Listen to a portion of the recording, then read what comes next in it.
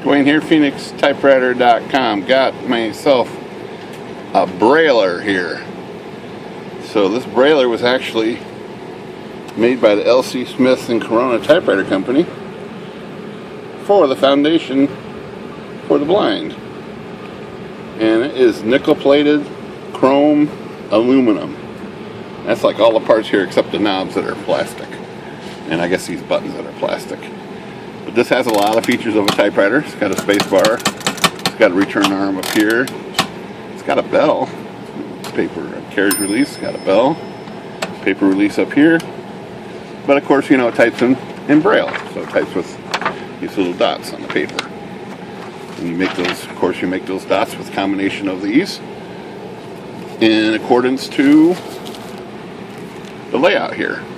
So this is 1, 2, 3, and then it corresponds to the layout of the pegs, which corresponds to the words that people that have vision impairment can read.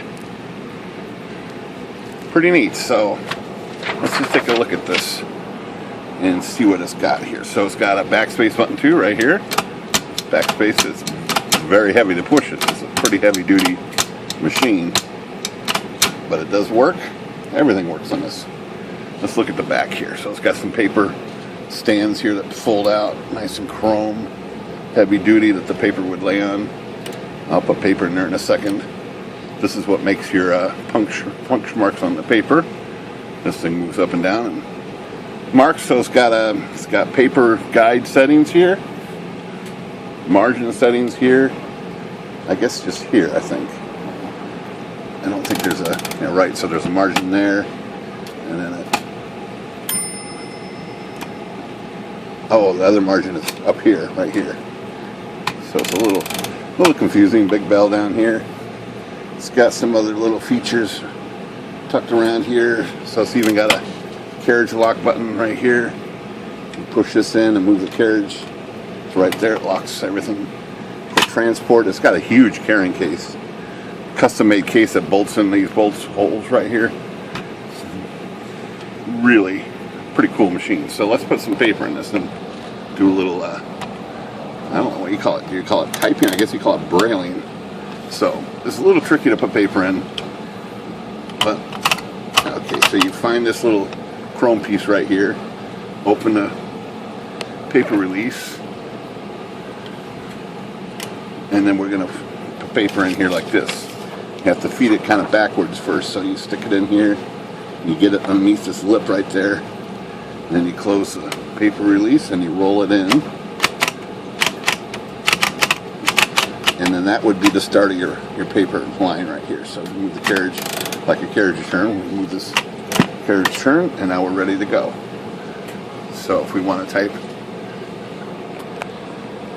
some words here, let me get my camera up a little bit so we can take a look at this. We'd use these keys here. So here's how we learn this.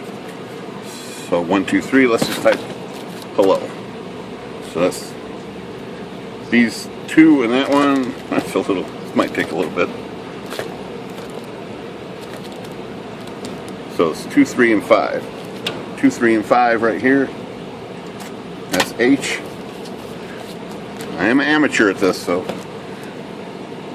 3 and 5 make E. 3 and 5 here. L, we get to do that twice, so that's pretty easy. All 3 over here, which is 1, 2, 3. L, L, and O is 1, 3, and 5. 1, 3, and 5. So this says hello, and if you're really good, you can read that by running your finger on it. Hello. Pretty neat. I really like this machine, but it is going to go away. I've had it for years, and somebody else is going to get to use this. This is just such a cool machine. I thought I would highlight it. There's not much underneath here on the bottom. Just the mechanism is pretty wide open down here. Some adjustments for these buttons up here of some sort. It's got a full mainspring, just like a typewriter right here, and a drawband, which is pretty You know, it's kind of like a typewriter in ways. Big heavy duty feet, space bar right here in the middle, carriage return, and that's it. That's my highlight of this brailler machine. That is just a piece of art, I think. Okay. Phoenix Brailing Company. Have a good day.